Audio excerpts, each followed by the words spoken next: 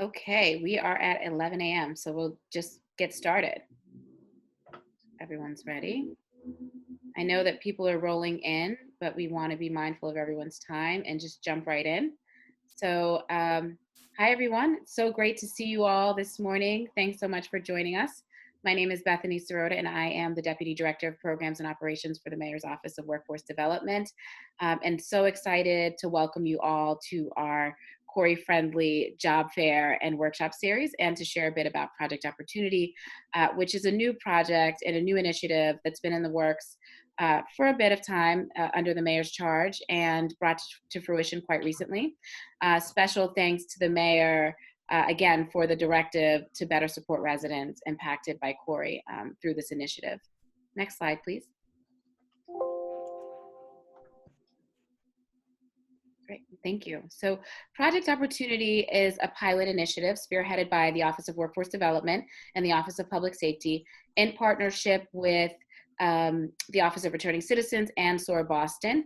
You can feel free to check out our website for more information, and I will put that in the chat for everyone.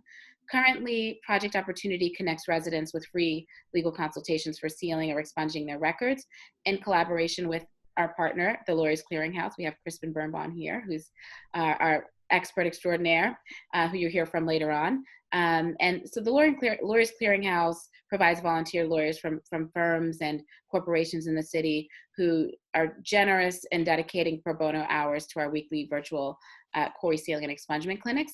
And then we as the city cover the filing costs associated with the sealing or expungement process.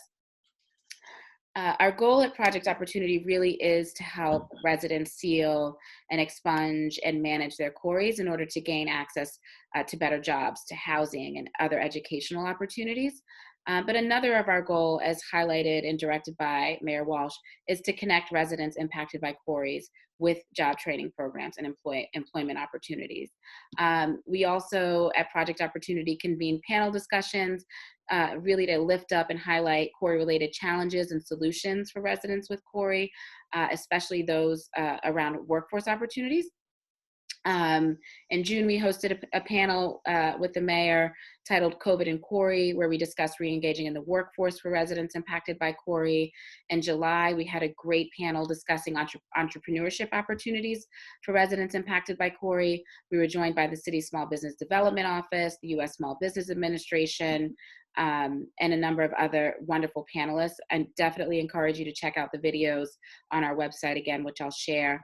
And this fall, we're just super excited and proud to highlight our partnership between MassHire Downtown Boston and the Suffolk County Sheriff's Office as we host a series of virtual events to help residents impacted by CORI really gain access to career development resources and CORI-friendly job opportunities.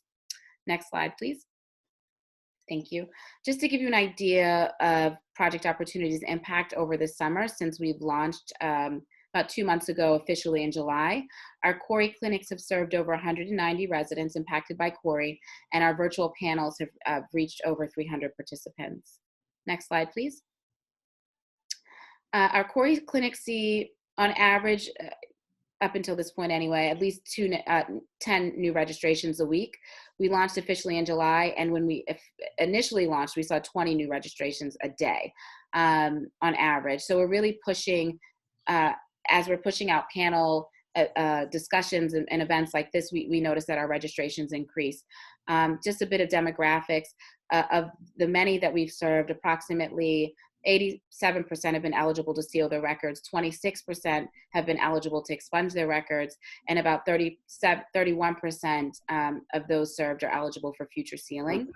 Of those registrants who chose to report their demographic information, 60% of those we've served identify as Black, 14% identify as Hispanic, and approximately 22% identify as white. About 70% male, 31% female of those who chose to report, and 90% of those we serve are between 26 and 59. Next slide, please. So this fall, we're so, again, proud to highlight our partnership between MassHire Downtown Boston, Suffolk County Sheriff's Office, in this wonderful CORI-Friendly job fair. And so each of the workshops that you'll see listed here, we're really focused on a key skill to increase your employability, how to create a resume, interview basics.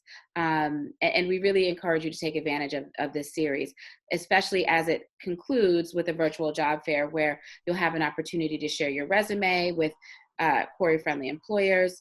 Again, these programs, all of the programs through Project Opportunity are free. They're open to the public and do require registration. And with that, we encourage you not only to register for this free CORI-Friendly job fair and workshop series, but also encourage you to register for Project Opportunity's free CORI sealing and expungement program as well. And I, again, will plug that into the chat. But I think this is a perfect segue to turn it over to Crispin Birnbaum, who has been an instrumental and incredible partner in the launch of Project Opportunity. And Crispin, if you don't mind introducing yourself, if you're available. My apologies. My name is Crispin Birnbaum. I'm an attorney and an Access to Justice Fellow, and I focus my Access to Justice work on helping people who have criminal records. I'm really, really happy to be here. This is really Wendy's workshop. She's about to introduce herself, but you know, if I can be helpful to people in terms of CORI questions related to seeking jobs, that's what I'm here for. And I encourage anyone who wants a lawyer to look at your CORI with you to please sign up for our CORI clinics as Bethany described through Project Opportunity. Thank you. Thank you, Crispin. And I failed to thank you, especially Wendy, for facilitating today's session as we launch this series. We're so grateful to have your expertise and support as we help residents impacted by CORI really start to understand why and how they should create a resume. And I know it'll be tailored specifically to those impacted by CORI. And we know Crispin's available to jump in with any questions. So as you queue up, Wendy, I just wanted to make sure I acknowledged you and thanked you so much for I'm happy to be here. Today. I am just trying to see why I don't see I'm not seeing the PowerPoint on my screen. Bear with me for just a minute. Not a problem. Okay. Very rain. You may need to minimize the Zoom and then open the PowerPoint. Yeah. Let's see.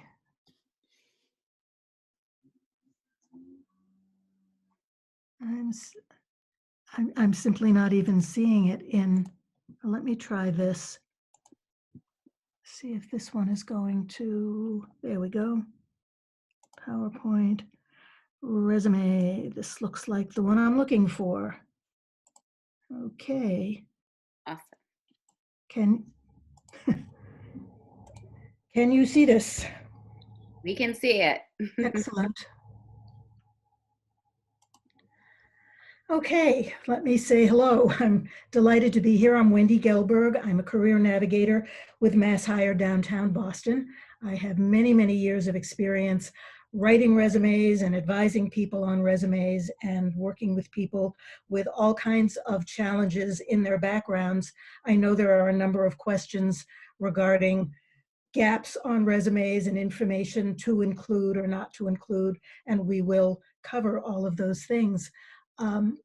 Just a few administrative basics about the webinar itself.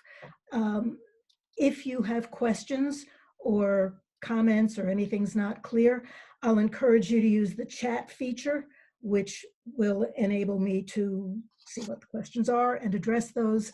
And so there's a control panel at the bottom of your screen, basically. One of the choices is chat, and you can list your questions and comments there. Also, there's a raise hand feature that I'm going to ask you to use as we get started. I'm just curious if you see the raise hand feature. I'd be interested to know how many of you currently have a resume.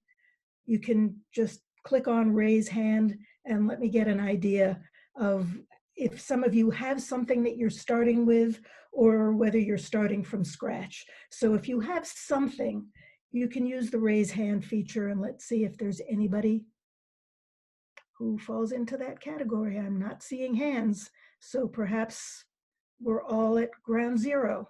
Oh, Wendy, Yep. 13 participants have raised their hand. Oh, interesting. Okay, so because you're doing the Zoom, you see that and I Yeah, don't. but there's a way, if you clicked on participants as a panelist, you may be able to sort of open it up and see all of. Oh, huh. It's webinars is a little bit of a different format, but if you have questions that like this, I'll jump in and let you know what the numbers are. Okay, terrific. This was really the only question of this sort that I had. And I guess because, anyway, let me just jump into the content and see if we can address some of the questions that people brought with them. So when all is said and done, there are certain things that you should take away from this session today. In the first place, you should know why you need a resume in the first place. You should be able to identify seven categories of information that might be included in a resume. That's not to say they all have to be, but they might be. You also should be able to name 3 categories of information not to include in your resume. There actually are 3 styles of resume. We're only going to talk about one of them today because really it's the most important one for your purpose. We'll talk about ways to save your resume so that you can access it pretty much whenever you might need it. And I will be sending you a handout that will contain a worksheet that you can use to start to fill out the information you'll need to create your resume or to update your resume, depending on where you are in the process. All right, purpose of a resume.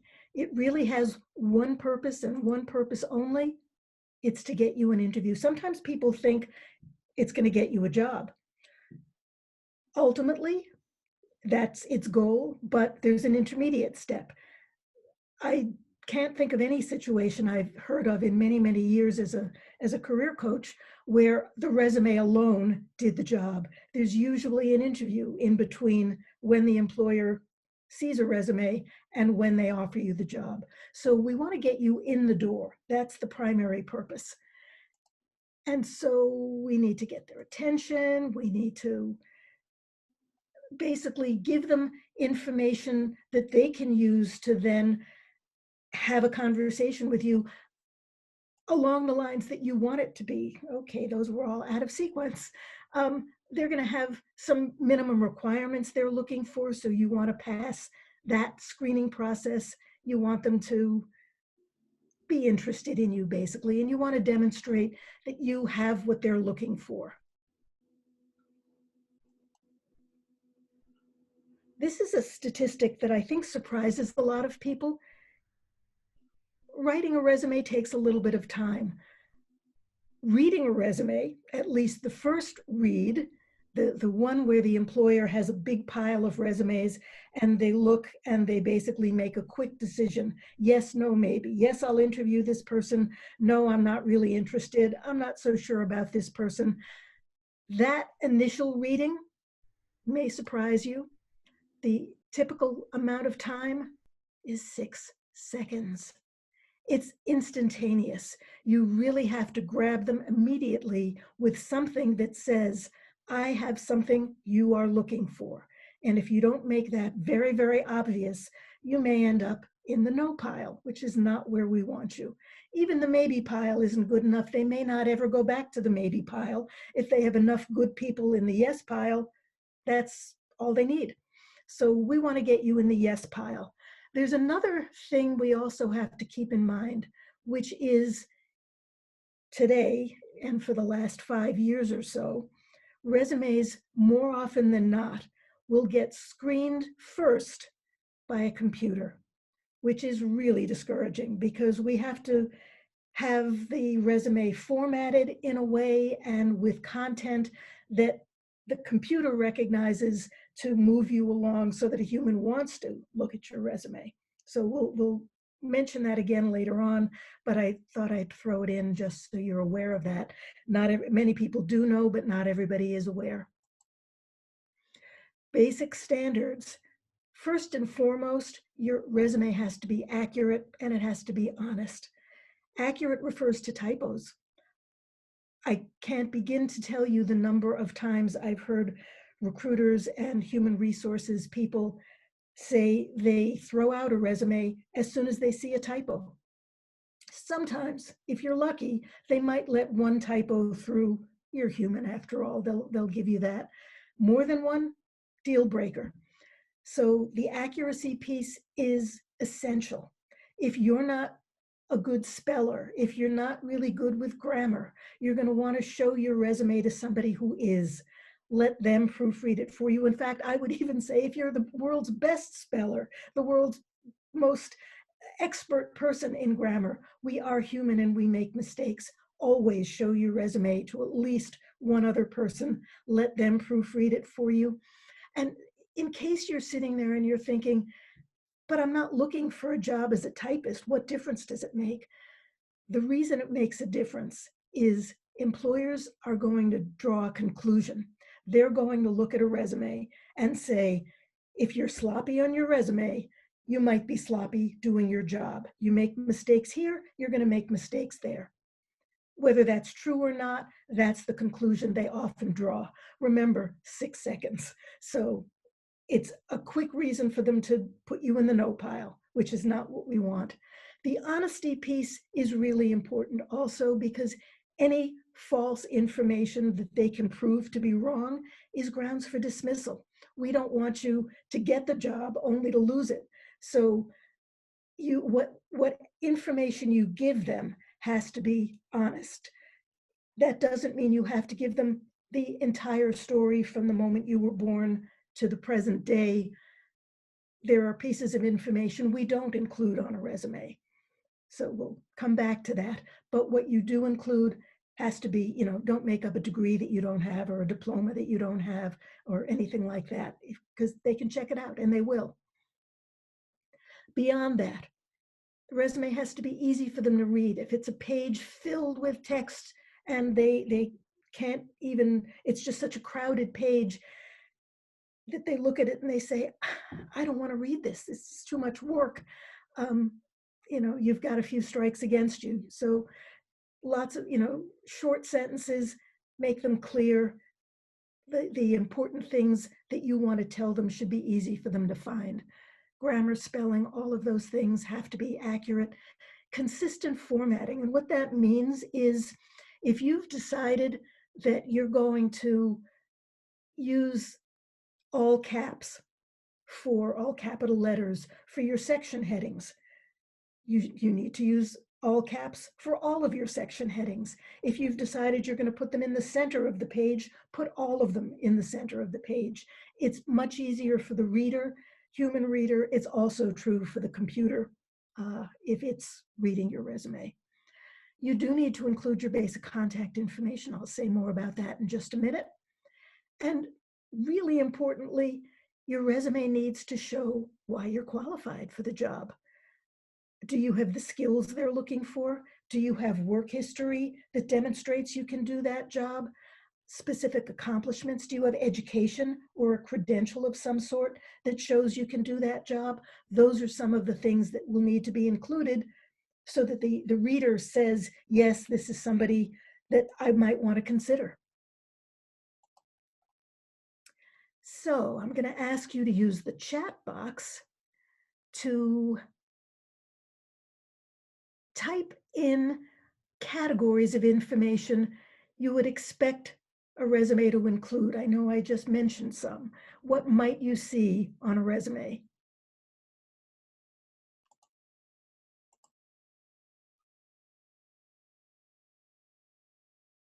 Okay, I see work experience, absolutely.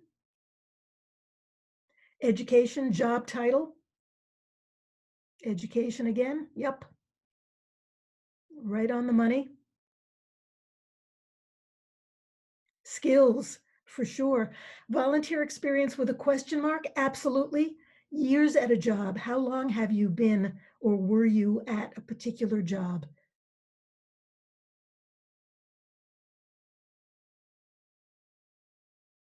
Yeah, you've covered many of the basic skill sets. Contact information that, we sometimes forget that's an important part. If they don't know who you are and how to contact you, you could be the best candidate in the world, but that's not going to do you any good. So contact information, skills, job titles, absolutely all of those things, and possibly more, depending on your background. Accomplishments, very much so. Okay, cool. So let's go through some of what needs to be on a resume for those who are not familiar with all of this. So first and foremost, your name and contact information. How do you want them to reach out to you? Phone call, email? Usually those are the two most common things. People often include, but don't always include, street address anymore. That's one of the things that's changed over time. But in addition to who are you and how can they reach you, the 4 bullets on the left are things that your resume most likely will have, and I'll talk about each of those. In addition, there are other sections your resume might have, depending on your background. If you served in the military, you might want to mention that because there are some jobs that will provide veterans preference. If you have a license or a certification in a particular field, maybe you earned a forklift license, can't say it, forklift license somewhere along the way, even if it's not current anymore, even if it was specific to a particular employer, the fact that you were able to obtain that means you probably could get that again if need be. Maybe honors or awards if you received any at school or at work. Volunteer experience, very possibly. There are tons more categories that you could include, maybe not tons. There are a few more categories you could include depending on your background, but these are some of the basics. And as I said, the 4 on the left are almost certainly going to be on your resume, and those are the ones we're going to focus on today. When we do include the information, we're going to use section headings, usually using those labels: summary, skills, work history. You might choose to say experience, you might choose to say professional experience, doesn't matter. Education, that will usually be the section heading. So let's look a little more closely at each of those categories. Your contact information. Most of the time, people center it on the page. There are many different ways you can configure it, but basically somewhere at the top, you do want to have your name, maybe a mailing address.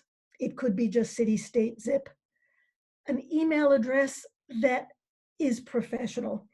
You might be the world's biggest Red Sox fan and your email address is Go Sox. That's not the email address you want to use for your work applications, your job applications. So our recommendation is always your name at whatever your email account is. If your name is already, if it's a common name like John Smith, there's already a John Smith at Gmail. You can use a number, you can use a middle initial. There are things you can do, but keep it professional appearing. You might say John Smith dash whatever your job title is. And that way you'll distinguish yourself from the other John Smiths in the universe. A phone number, if that's the way you would like them to reach you. If you, by chance, have more than one phone number, pick the one that you're most likely to answer and give them that number. Same thing if you happen to have more than one email address, just stick with one. The summary section. Some of you may not be familiar with a summary. It's basically a quick overview. It's a short introduction about who you are professionally, who are you in a work setting, and what skills do you bring, what can you do for the employer. Once upon a time, resumes had, instead of a summary, they had an objective, which was, here's what I want. I'm looking for this kind of a job where I can improve my skills and grow and prosper. We don't do that anymore. Now it's, here's who I am. I'm a fill in the job title. I have these skills. I can produce these kinds of results for you, the employer. That's sort of what you might say in a summary.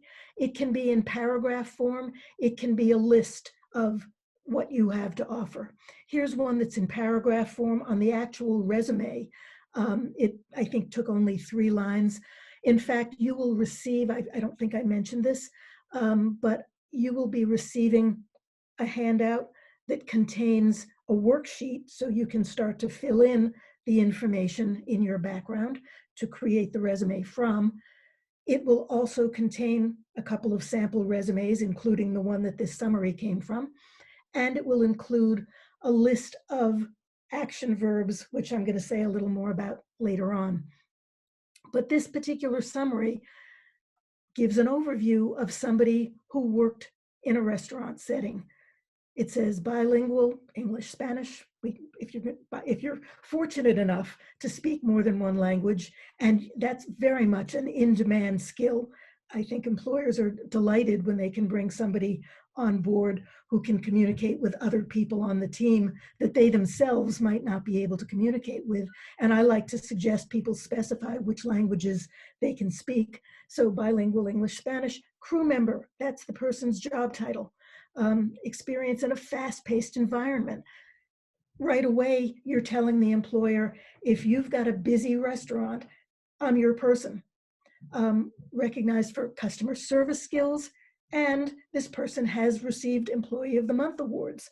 If you've got something like that in your background, showcase it. You can mention it in the summary. You can mention it later on in the resume as well.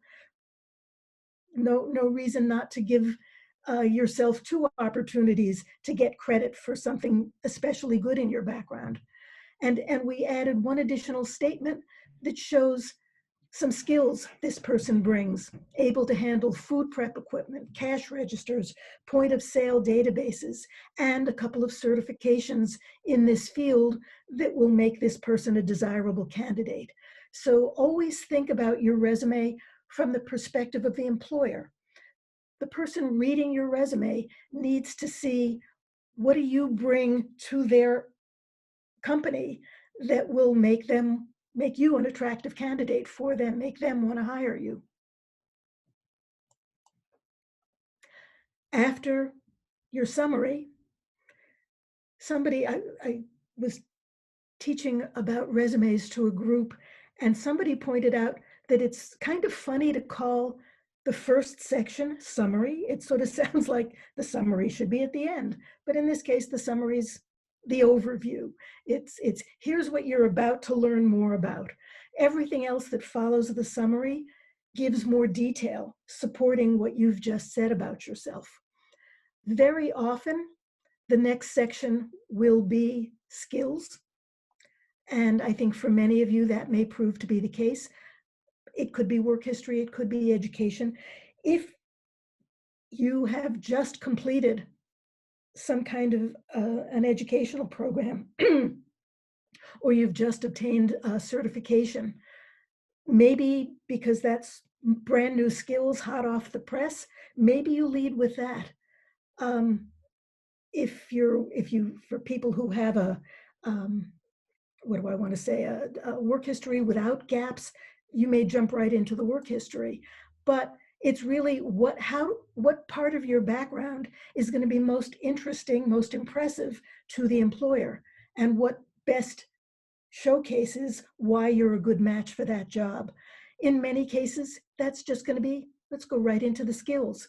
You're looking for a crew member, you're looking for a lawn care person, you're looking for construction, you're looking for an office worker, whatever it is, here's what in my background qualifies me to be that person in your organization. Your skills section might look something like this, where you've got a couple of lists of things that you can do. In the case of the crew member, the skills could be customer service. If you're proficient using Microsoft Office, you can mention that if it's relevant for the job, if you know about food safety, cash handling, teamwork. Personal qualities count.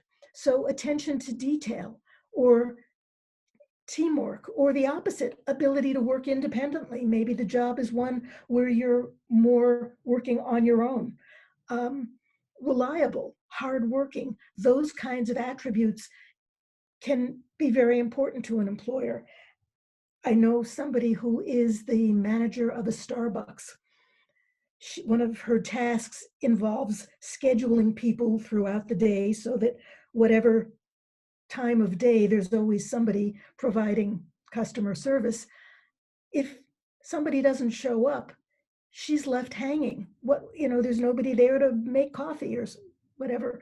And that's not good, to say the least. If you're somebody that the employer can count on, you're always there, that's an important quality. I know from talking to her, that's not the case a lot of the time, and she's hugely frustrated. So don't underestimate things that might seem kind of basic, because they're things that we're good at, things that sort of come naturally to us, don't come naturally to everybody else. Not everybody is good at them. Because we're good at them, they're easy, we overlook them.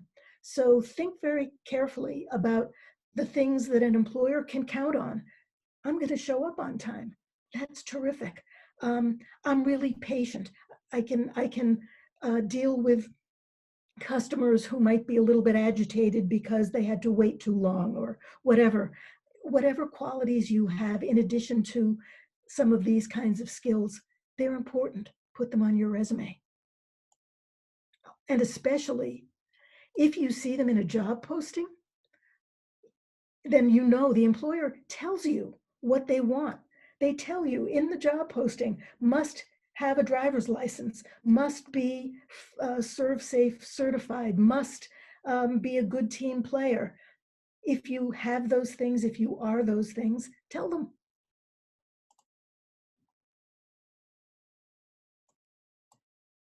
All right. After the skills section, again, this doesn't have to be the order, but it frequently is the order. We've got your work history or your experience section. What have you done? Where have you done it? For whom have you done it? We're going to talk about a reverse chronological resume. That's a resume that starts with your most recent work experience and works backwards. So whatever you've been doing in the last few months or last few years, that usually will go first and will work backwards. And I know some of you may have some gaps somewhere along the way, and we'll talk about what to do about the gaps. But in general, employers prefer resumes that are organized this way. And not only do employers refer them, that is to say the human reader, but the computers that I mentioned, they're called applicant tracking systems. This is the only style resume they can read. So I know in the past, the standard advice when people had a gap in their resume was to use a different kind of structure. If you use that structure now, the computer will not be able to make any sense out of your resume. And the human, when the human looks at those resumes, very often the human says, you're not using a reverse chronological resume, red flag, what's wrong in your background? What are you trying to hide? We don't want to look like we're trying to hide anything. And we know we have to get through the computer system. Therefore, I am recommending a reverse chronological resume for pretty much everybody. If you're applying online, it's pretty much the only way to go at this point. Information you're going to include will be the name of the company you worked for. I say company, it could have been, you might have worked for the city of Boston. You might have worked for an entity that isn't actually corporate. That's okay. Who was the employer? Name of the employer. Where were they located? City and state. What was your title? And what were the dates that you worked there? Generally speaking, years alone will be okay. unless you only worked for a short period of time. If you worked for a year or more and the dates cross over from, say, 2019 to 2020, that's fine because that looks like at least a solid year. If you only worked, let's say, from January of 2020 to June of 2020, you need the months because you can't just say 2020. It doesn't make sense, and it doesn't give anybody enough information about how long you actually worked there. They can't really figure out the time. So some range of dates so that they can do the math and figure out, you say you worked in this company, well, how much experience do you actually have? Again, both the human reader and the computer will be paying attention to how long did you do that? You say you have experience, how much experience do you actually have? Then you're going to list what you did in that job, the tasks you performed, skills that you used, and, if at all possible, any results that you obtained. So if, for example, your job involved, I'm going to go back to the food service person. You were making sandwiches at a restaurant and you were there in the company's busiest time of day during the lunch hour. If you can throw in accurately, I don't mean, I say throw in, I mean include accurate information or a reasonable guess about how many people did you serve? Made sandwiches for up to, I'm going to make up a number, but you would have to know the real number, up to 100 customers a day during the 2-hour busiest lunch period or something like that. Just so the reader has a sense of, wow, you really were in a fast-paced environment. You made that many sandwiches. That's really impressive. So if you can give them specific information instead of just made sandwiches. Okay, good. I now know you can make sandwiches, but I don't know how slow you are. Can you keep up with the demand in my restaurant?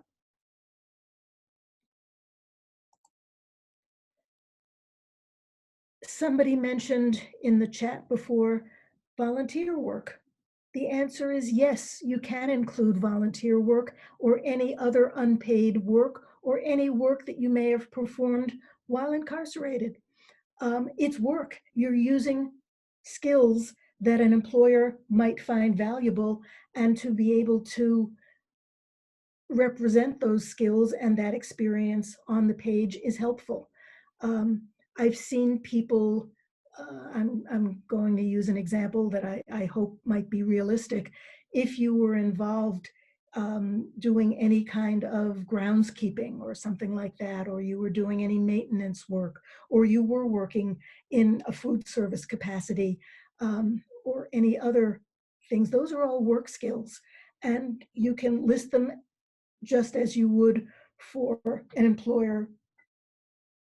I've seen people either list as the employer the Commonwealth of Massachusetts or something like that, MCI Framingham, whatever your comfort is, but you legitimately did that work in that time frame and you used whatever skills you used.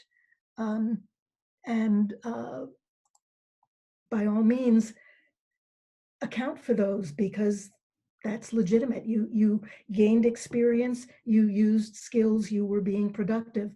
The same thing with just volunteer work anywhere in the universe, whether you're paid for it or not, is not the relevant consideration. What's relevant is you used skills.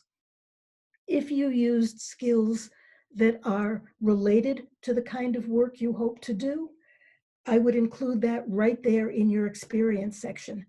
If you did something that's not really related, but it does account for a chunk of time, you have a choice. You could include it with your regular work history, or you might have a separate section called volunteer.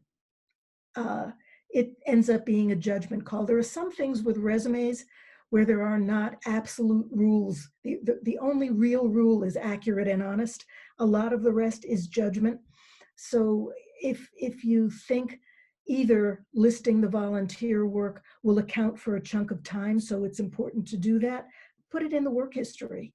If it overlaps with something else you were doing while you were working, whatever it might have been you were doing, you were helping out in some food drive. Maybe you were distributing food in a community food drive or something like that. You could include that in a separate section, because while you were doing that, you also had a job. So you don't need to include it with your work history.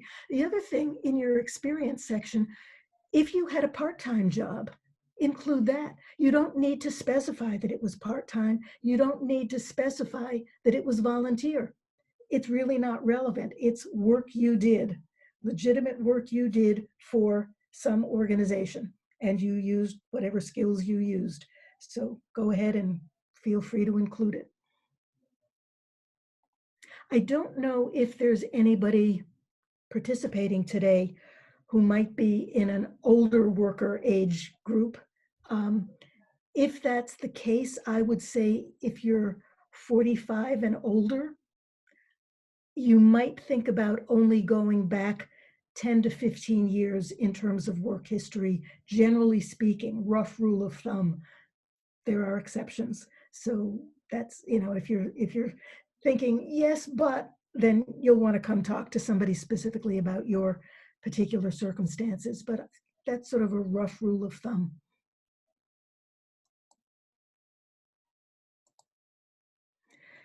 So this shows one way of presenting your information on a resume. And I see there's a question. I've not worked in over 3 years due to various things.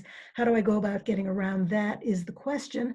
And the most you can do, if you haven't done any volunteer work or anything that falls into the category that could be included under work history, I would say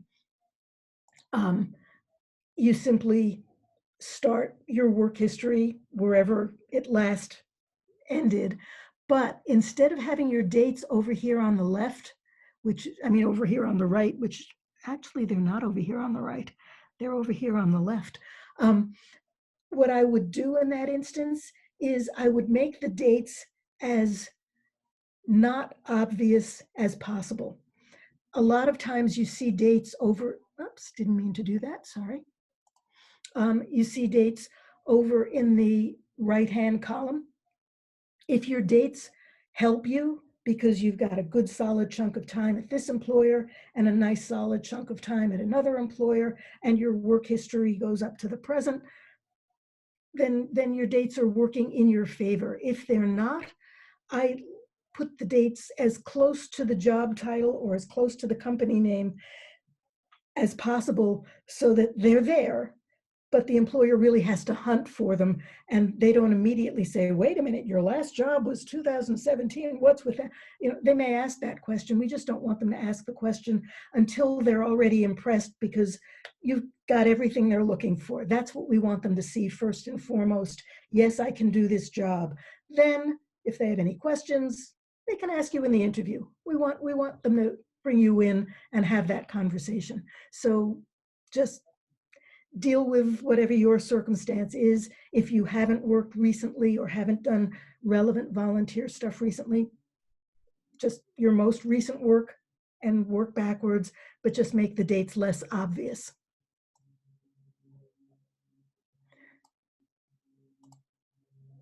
Okay, when you're writing your experience section, we encourage you to start your statements, and you're usually going to have a list of the tasks you performed, the things that you did. We encourage you to start that each of the items in the list with a verb, an action verb. You can see some in the little picture on the screen. Receive. I was in the shipping and receiving department, and we received 100 packages a day. I'm making things up. I have no idea what the numbers would be, but that was your job. I received shipments and I unpack them and I put them on the shelves. That would be your action. I performed data entry uh, of names and birth dates for all of our customers, for their insurance policies or something like that. I'm again making things up. We're a society that likes people who get things done, and verbs are the things that communicate that I did stuff. Here's the stuff I did. One of the things that I will send you, I mentioned earlier, is a list of action verbs. And what I encourage you to do is to take a look at them and just ask yourself, even with the list right here, did I type anything? I wouldn't use misplaced probably. Did I educate anybody? Some of these are totally not relevant for job purposes. Did I prove anything? Did I receive anything? Did I replace anything? I replaced an outdated something or other piece of machinery with a new 21st century version of whatever it is. Sometimes the verbs will jog your memory. Yeah, I did do something that falls into that category. And then you can create statements from that. If you're talking about a job that you're in right now, it's going to be a present tense verb. Right now I perform data entry. If it's something that I did in a job that's over, then it's past tense, performed, ed at the end of it, or educated, saved. I saved the old files so that we could keep a log of whatever. I'm trying to invent ideas on the fly, but that's how to think about that. If they ask about if you're a felon, I can't get hired because of that. Should I be honest? So some of those questions, when they ask, that's going to come up in the interview. So I know my colleague Amy Parzik will be doing a presentation next week. She'll be able to talk about how to handle what to do when those questions do come up. If they come up, the good news is you got the interview. Your resume did what it needed to do. That's its job. So let's get you in the door. Let's account for gaps that there might be or whatever, so that we can showcase, I've got everything you're looking for, Mr. Employer or Ms. Employer. I've got all the skills, I've got all the experience, all the credentials. Let's talk. And then hopefully they'll bring you in. And then if they say, well, gee, what about this? That's fine. We'll talk about how to address those things. As you're making these statements, as you're listing the things that you did, mention specific skills that you used. That the skills could be, you may know how to use certain tools or machinery. Mention those things. That includes software, that includes physical tools, whatever they may be. Let the employer know. Don't assume that they will assume, well, if I perform data entry, duh, that means I'm using software. Tell them I perform data entry in Excel spreadsheets. That way you put the word Excel on the page and they say, oh, you know how to use Excel. The human might make that assumption. A computer, remember you're also talking to a computer, the computer never makes assumptions. So you really have to talk to both audiences. Somebody's asking about help with resumes. If any of you are interested in one-on-one feedback about your resume, you can schedule appointments through MassHire Downtown Boston, other career centers as well, and possibly some of the other agencies that you may be working with. But by all means, if you go to our website, there's a link for scheduling an appointment. They're free, half hour. We'll go over your resume with you. All right. Some examples: poor, better, best. Sometimes people just list a thing. Well, I was in food service, so they just list that. That doesn't tell us much of anything. Or serve meals to people. Okay, that's an improvement. At least I have an idea of what you did. You could have been washing dishes, or you could be serving people, or you could be cooking food. Lots, so what exactly was your role? or more specific, again, the example I used earlier, serve meals to how many people during a busy lunch hour. Now I can really picture you on the job. That's what you really want to be able to do in the resume, is get people to see you in action. Because if they can see you, they're going to be impressed. Um, well, we hope they're going to be impressed because you're going to tell your best stories. If you have any stories that are not so good, you don't have to, as I said, it's not your complete history. The places where you may have messed up, and we've all had those moments in our lives, you don't tell those stories. You're telling the best stuff, best foot forward. The education section. Oh, let me just make sure. Oh, okay, I'm sorry. Bethany, you had a question you wanted to answer. Was that about the interview question? Do I need to? Hi, Wendy. No, I thought, I think I accidentally clicked that, but there was a Oh, question around gaps in the resume, okay. or challenges getting employment because of felonies. And the question was, should I be honest? And I think that's something that we might address in our interview skills. I think Absolutely. you had mentioned that um, this is about the resume, and if the resume gets you to the interview, then we can address some of those questions um, at that point. So I think next session might be better Yep. for addressing that question. But toward the end, if we have some time, if Crispin wants to jump in there and talk about that, that might be good. But Terrific. sorry, Wendy, thanks for chiming in and asking. Yeah. You may Yep. continue. No, that's okay. And I see another question for someone who works as a nurse. A lot of gaps due to lack of opportunities. Any gaps for any reason? I think we address them all the same way. There are so many different reasons that people have gaps. I've worked with people who have had to leave the workforce to care for family members, whether it's kids who are preschool or even school age kids, or parents that they might have to care for, or they've had to care for themselves because they were ill or there just weren't work opportunities. I would say pretty much the same thing. You're just going to make the dates as not obvious as possible. Um, not over in the right-hand column, not over in the left-hand column, surrounded by lots of white space.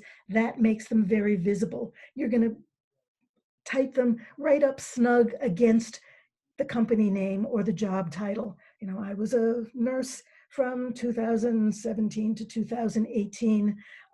And you know, it's hidden. It's not as obvious when somebody 6-second read. Remember, when they're glancing at the resume, they're not reading it line by line. So they don't see, pardon me, they don't see the dates right away. And that's really the best we can do in that kind of situation, as far as I know. Let's move on to the education section. However much or little you have, they're going to want to know what your educational background is. We generally also list that in reverse chronological order, with the most recent first. Whether or not you include dates depends. This one gets a little bit tricky. If it's recent education, absolutely, because employers do want to know that you have recent skills. If your education goes back a ways, and by that I would even say more than 10 years old, maybe you don't include the dates. And if your education goes really way back, you definitely don't need to include the dates. What the dates do is they give people information to start doing the calculation. Oh, let's see, you got your diploma in 1990, you were probably 18, so it's been 30 years since then, so therefore, and they're going to start figuring out how old they think you are. We don't want them to be calculating your age. That's not relevant. We want them to know you have the skills to be able to do the job. So when there's information that's distracting, information that's controversial, information that might cause them to say, maybe there's something about this person that's just not what I'm interested in, or they have the skills, but we don't want them to go there. So we really want to eliminate anything that might give them a reason to rule you out for the wrong reason, such as age or other things that, again, in their minds might be something of concern. If you have a college degree, you don't need to include high school. If you have a bachelor's, you don't need to include an associate's, if you happen to have both. If you have the associates without the bachelor's, by all means, list the associates. If high school is as far as you went, list high school for sure. High school diploma is very often a minimal requirement, or the equivalent of your high school diploma. Include that as well. Sometimes you may have gone and gotten some kind of professional certification or license. By all means, include that. Or maybe you just took courses somewhere along the way. Maybe you did that while incarcerated. Maybe you've done that since, at any point along the way. And definitely if you've done it recently, I would include that, particularly if they're courses that are relevant to the kind of work that you're interested in, or that show you're open to learning, you can learn new things, and you're trying to improve yourself. That's always a good message. The other thing too is sometimes by listing courses or training that you've obtained, you're also including keywords. Those are going to be important for the computer, for the applicant tracking system. That's what that computer system is called. They might be looking for somebody with expertise in fill in the blank, and you took a course in fill in the blank. Having that course on your resume, even if you haven't worked in that field, you have knowledge about that. That's valuable. So by all means, list things like that. And as I said, if it's brand new education, you might even put it ahead of work experience. It would, especially if it explains a gap, if your most recent work experience was, let's say it ended in 2018, and since 2018, you've been in school full-time, well, then we want to know what you've been doing for those 2 years, and mentioning education up front answers that question. You can include other sections. Volunteer experience, honors and awards, I mentioned as an example, Employee of the Month awards, things like that. Just looking at a couple of questions that have come in. Okay, nothing new that needs to be answered. Licenses, if you mentioned being a nurse, you have a nursing license, that's important to mention. It's only important to mention if it's relevant for the work that you're interested in. I'm just thinking, I have a driver's license. That has never been on my resume. That was never a requirement for any of the jobs I've ever held. So just because you have a license doesn't mean it needs to go on the resume. But if it's relevant, if I'm applying for a job delivering something, and they need to know that not only do I have a license, but I have a clean driving record, then I'm going to need to include that information. So it's always very specific to what does the employer need to know.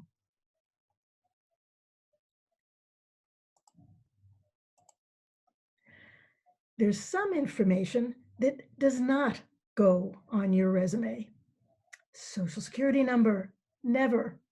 Date of birth, never. Some of these things used to. I've seen resumes from a long time back, and some of these things were standard. And if there's anybody participating today who was born in another country, other countries have very different styles and procedures around resume writing. So you may come from a country where it was standard to include marital status, for example. I have a colleague who I believe, I think, I'm trying to remember, I think her country of origin was Peru. And she said it was such a relief when she came here and discovered she didn't need to mention whether she was married or not here, but she did back home. So be aware if you're accustomed to certain pieces of information. We don't do things the same way here. And things here have changed over time as well. You don't need to include salary information on the resume. You might be asked that on the job application. You might be asked some of these things on the job application, but they don't need to be on the resume itself. Once upon a time, back in the day, resumes had a statement right at the bottom of the page, and every resume said it. References available upon request. It was standard across the board. And somewhere along the way, maybe 5-10 years ago, I don't even know how things changed, but why they changed was because, as I said, everybody put it on the bottom of their resume. Employers are likely to want to call references, so people would make that statement. And eventually people realized there's nothing in that statement that distinguishes one person from another. Your resume is supposed to distinguish you from other people. Why should the employer invite you in for an interview and not somebody else? I encourage you, when you think about the information that you're putting in the work history section in particular, not to just list job duties. If you just list job duties, chances are somebody else with the same job title could take those same statements, put them on his or her own resume, and what would show why you're the person they should bring in instead of the other person. So go beyond just the basic tasks and make sure your resume says, here's why you want to talk to me. In our country, we do not include photos. Many European and other parts of the world, countries do include photos, not in the US. Unprofessional fonts. Sometimes people get creative, or they just get bored with the same old, my resume looks like everybody else's. And so they try a font that looks like old-fashioned cursive writing. I don't think they even teach cursive writing in school anymore. Stay away from those. The font itself may look very much like everybody else's font. That's okay. That will help the computer, and it will help the human reader as well. So stay away from some of the fancy fonts.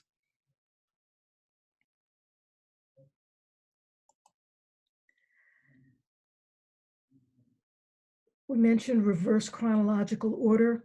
Start with your most recent, even if it's not terribly recent. Start with the most recent.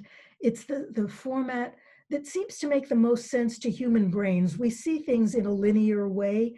In what order did you do things? Okay, here's where you were last. Here's where you were before that. Here's where you were before that. It just makes sense to us. And that's also the way that those computer systems, known as applicant tracking systems, can process your resume. So think backwards. The other thing we encourage you not to use, even though it's so tempting, templates, resume builders. You can go online and find some of the most beautiful looking resumes. There are a couple of problems with those. They can be very hard to edit. Sometimes they can even be hard to fill in the first place because they've given you a certain amount of space. Maybe they've said education and they've given you an inch. Well, your education only takes one line. What are you going to do with the rest of that inch? Now you've got all this extra space and it looks kind of funny. Things like that can be difficult. Or you need to add something and it takes up more space than they've given you. Can be very tricky. The other part of the problem is some of these systems, some of these templates, a lot of them, in fact, don't work well with applicant tracking systems. They can be very, very attractive. They have columns, they have color is actually okay. Columns, not so okay. They use tables, they use text boxes, they use all kinds of features in Microsoft Word that if you are an advanced Microsoft Word user, you know how to use, but applicant tracking systems don't know how to read those things. And in some instances, this is the actual truth, and it's shocking to see. If you use some features that these systems use, the text that's on the page actually does not show up. It disappears altogether when the resume goes through the applicant tracking system.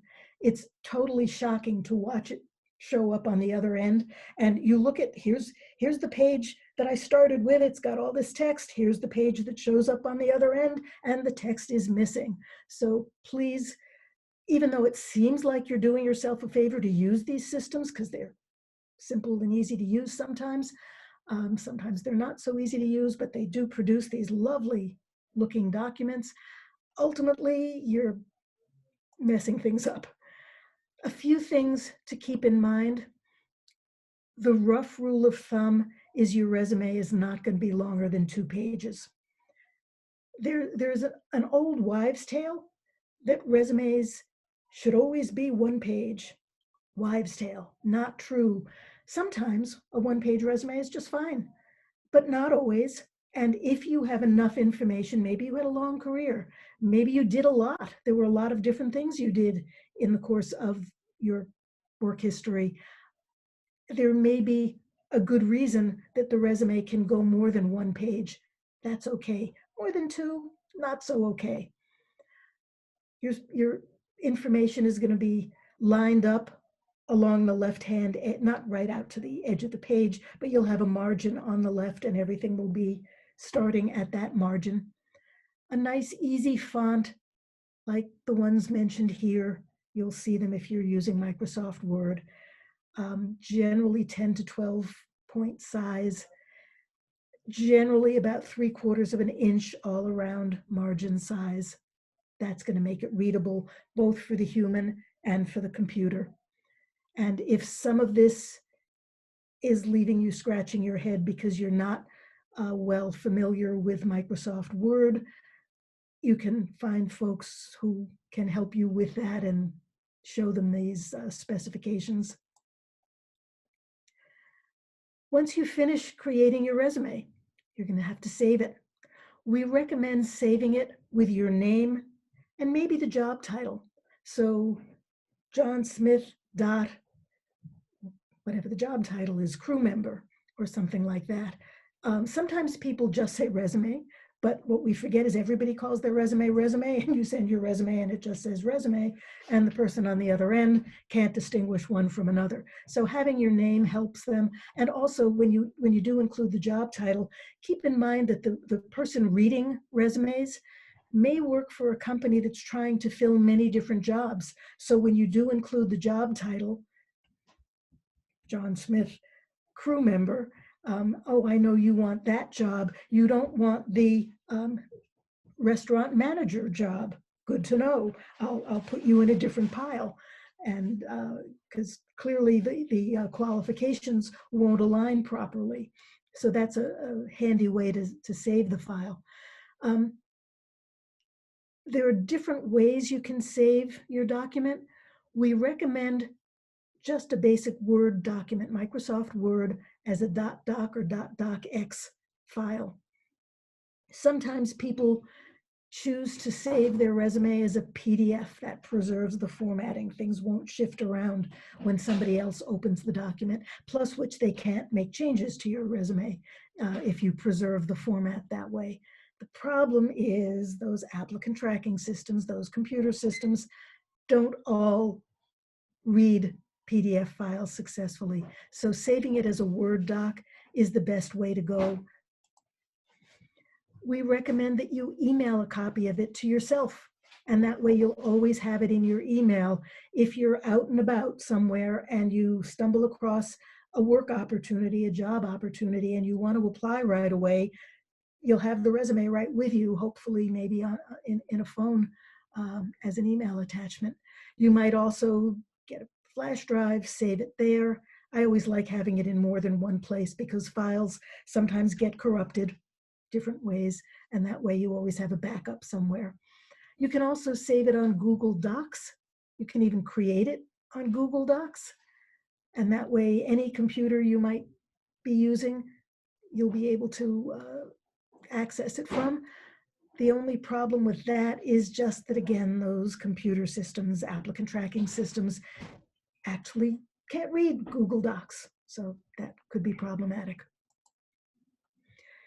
If you want more information about resume writing, I've checked out this tutorial. I think it's a decent one. You can get some additional information, use that as a resource. And we will just recap. The whole purpose of this exercise is to get you an interview. We want to get you in the door. And whatever pieces of your background demonstrate that you can do this job, you have the qualifications they say they're looking for right there in the job posting, then that's what you're going to put in there to convince the employer you're somebody I want to talk to. Don't include some of the things we talked about: a photo, a birth date, social security number, family information. I saw a resume that originated from somebody from Germany, and his resume included not only family information and his photo, it even included information about the family pet. So again, people do it differently in other countries. No pets, no family on our resumes. Generally speaking, your chronological resume, we say chronological and we really mean reverse chronological. Start with the most recent and go backwards. Use a flash drive, send yourself an email attachment, use Google Docs. You want to be able to get your hands on your resume whenever and wherever you might need it. And that, I guess, is, let me see if I can go back. I'll stop there. Let me see at this point if there are any additional questions that might have come up.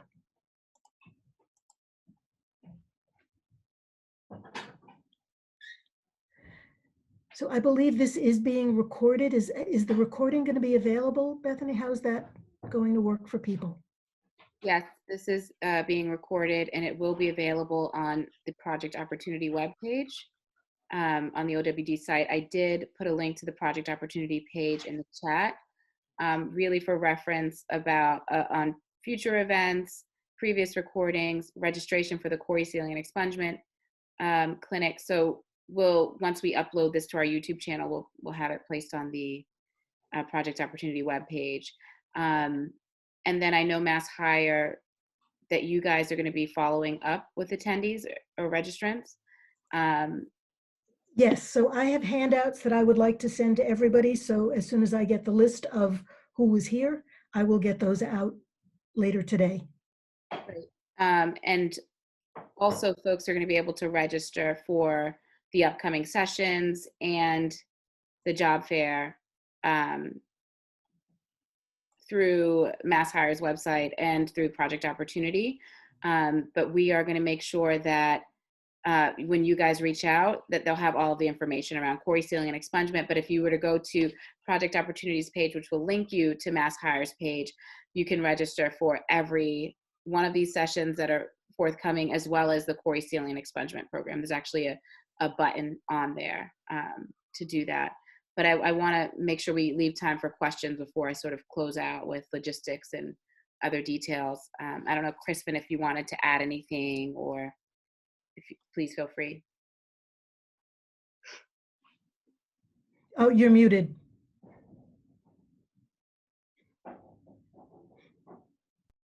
There we go. I'm so sorry, everyone. I wanted to compliment Wendy on that presentation. I thought that was really straightforward, easily accessible information. So thank you for that. I would just add a couple quick things. And one is that if somebody is worried about their record, their criminal record, you know, if you have a little time, I know not everybody does, but if you have a little time before you want to apply or get into an interview situation, you might want to have a lawyer look over your record with you in our CORI clinic, because sealing and expungement is a right that you have under the law if you meet the criteria for it. So, you know, I can't promise you that when you come to our clinic that we can definitely seal your record or expunge your record, but we will tell you what the criteria is and then help you if you're eligible. Sealing means generally that most employers and landlords cannot see your sealed record. Expungement means that your record is, whatever is expungible is destroyed. It's no longer on your record for anyone to see. Expungement is narrow, so I don't want to get anybody's expectations up. Expungement is narrow. We can help a small amount of people with expungement, but more generally, we can help people with sealing if you meet the criteria, and we'd love to work on that with you. Once again, you might want to do sealing or expungement review with a lawyer before you apply.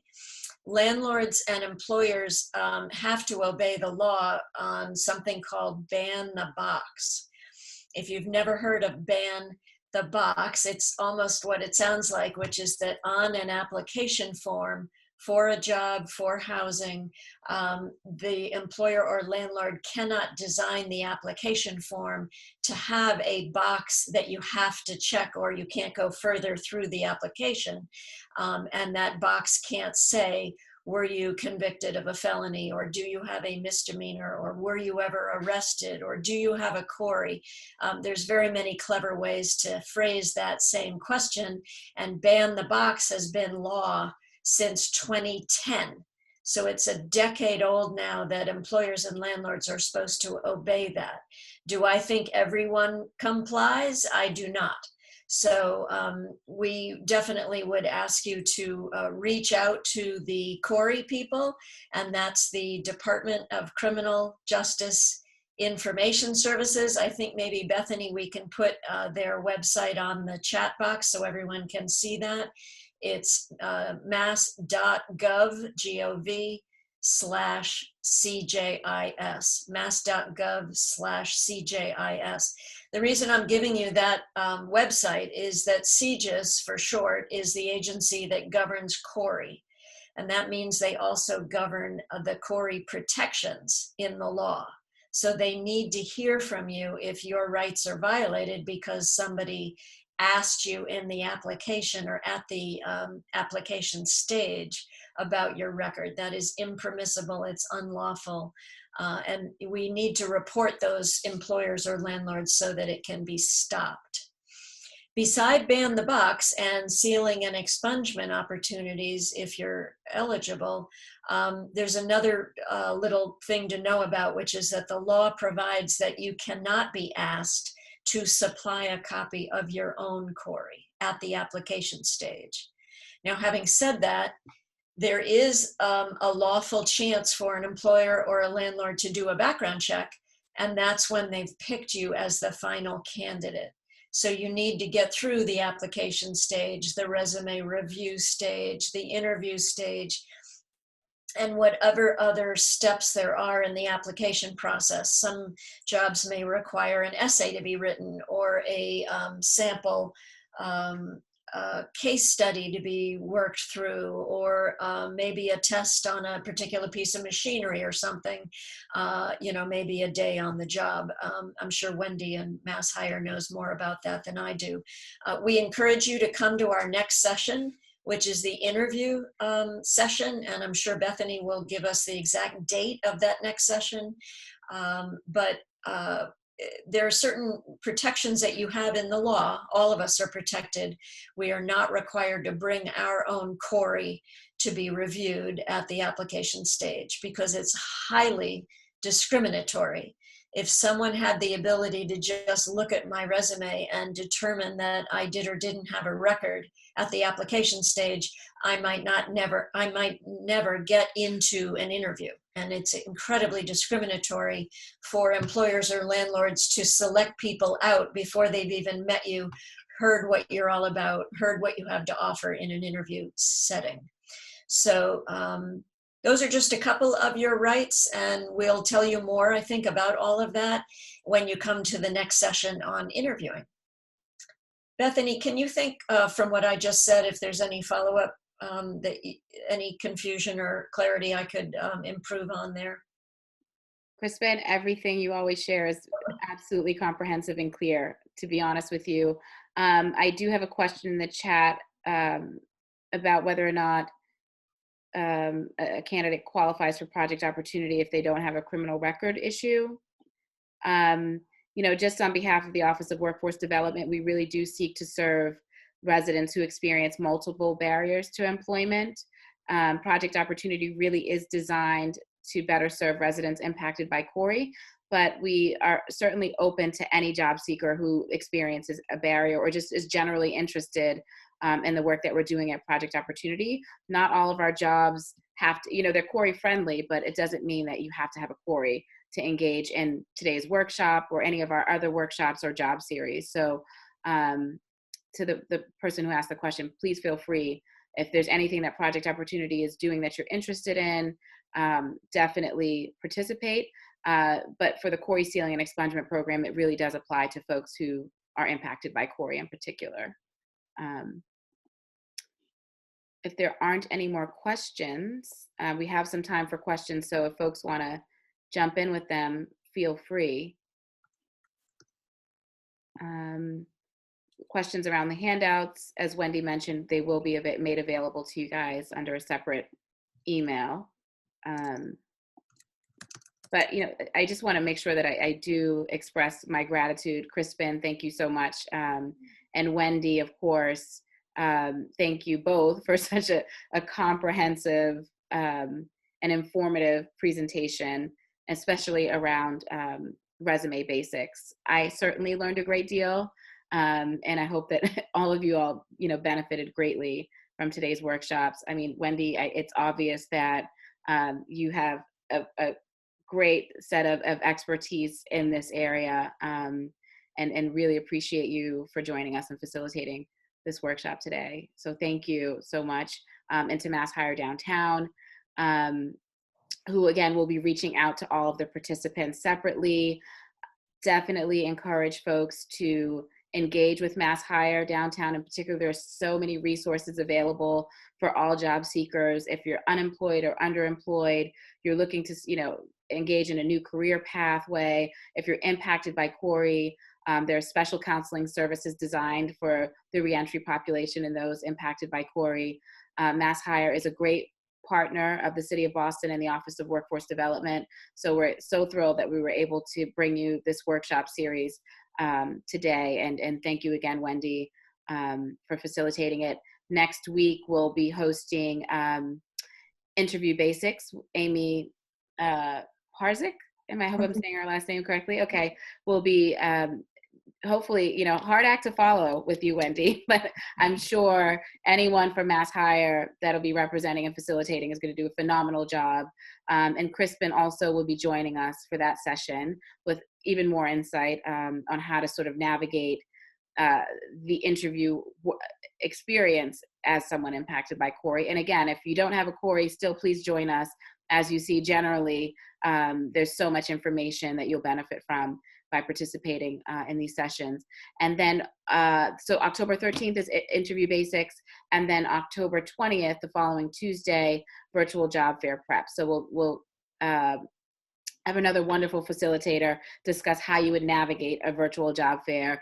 Very much new terrain for so many of us. I think this will be one of the first or second of its kind through the city and MassHire. So very excited about that. And the employers are very ready and eager to hire. So here's a great opportunity for folks who are job seekers and interested in earning more than a living wage, really, developing a career pathway. So I'm sorry. And I also wanted to make sure that we encourage you guys to register for the free CORI Sealing and Expungement Program through Project Opportunity. And I put a link in the chat to that as well. Feel free as well to visit the OWD webpage. Project Opportunity is listed under initiatives, but the Office of Workforce Development has a plethora of job training resources such as Community Academy. We have funded a number of tech training grantees. So if you're interested in careers in technology, software engineering, IT, et cetera, you certainly want to check out some of the folks that we funded. They'll train you for free and then place you in a job in the tech space. So I encourage you, again, visit the OWD website. Also under the Project Opportunity website, you'll find more information about upcoming events and recordings of past events. You'll also find the recording for today's session that should be posted, I would certainly think, by the end of this week, if not before. I would be remiss if I didn't seize the moment to express my gratitude to everyone who's really contributed to the build out of Project Opportunity and this month's free free CORI-Friendly job fair and workshop series. Special thanks again to Lawyers Clearinghouse, Crispin Birnbaum. You have been a vital asset to the launch of Project Opportunity, and everything that Project Opportunity does, you're always available. So we really appreciate you. MassHire Downtown Boston, Doreen Tracy, Susan Bucky, you're all incredible. Special thanks again to Wendy Gelberg and Amy Parzik for their facilitation, or Amy's future facilitation, but certainly for your facilitation today, Wendy. To Sheriff Steve Tompkins, Carla Acevedo at the Suffolk County Sheriff's Department for their partnership in this series as well. The success of the Project Opportunity would not be without Mayor Walsh in his charge to support people impacted by CORI.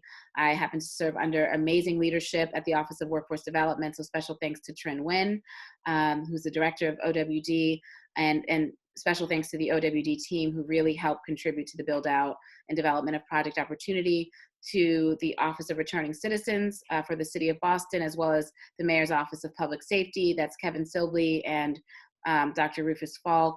They have been incredible assets. I encourage you to check out the Project Opportunity website. You'll find out more information about the Office of Returning Citizens and Public Safety. Again, one of the city's many ways that we try to serve residents impacted by CORI.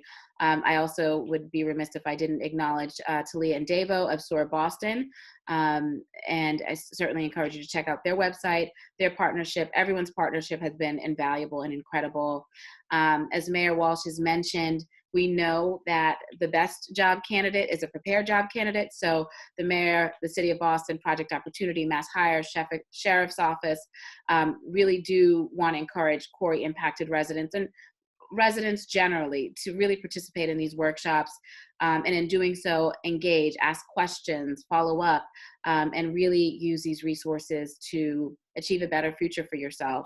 I think we have a few more minutes, so if folks have questions, we can stay on for a few, but for those who have to go, feel free. We thank you all so much for listening, and we look forward to having you back next Tuesday. And oh, by the way, spread the word, please. Please share with everyone.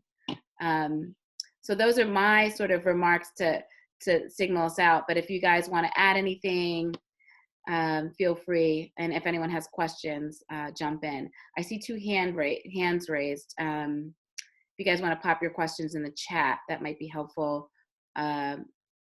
Or we can just, how do you like to do this, Wendy? I see two questions. Should I allow them to talk, or is that?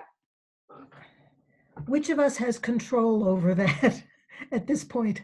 Okay, so Catherine. To me, chat is easier, but not always easier for participants, depending on how complex the questions are. Okay. Catherine's muted. Oh, there we go.